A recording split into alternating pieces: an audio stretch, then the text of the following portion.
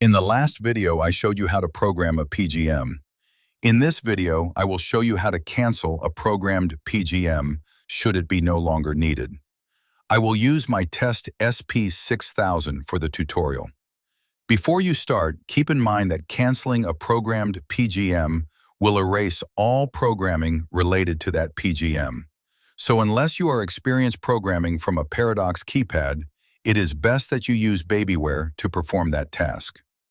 Using a screenless keypad to program the panel, you always need to be aware of where you are in the workflow to avoid unintentional and serious errors. Let's start.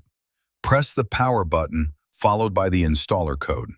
In my case, the installer code is the default 0000.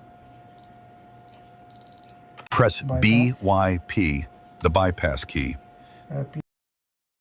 Now press the number of the PGM you will be dealing with.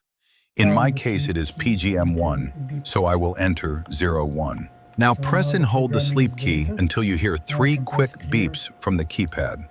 When you hear those beeps, it means the programming for that PGM is deleted. You can confirm that using Babyware. Until you get a full grasp of how things work, I recommend using Babyware or WinLoad to confirm the effects of what you programmed.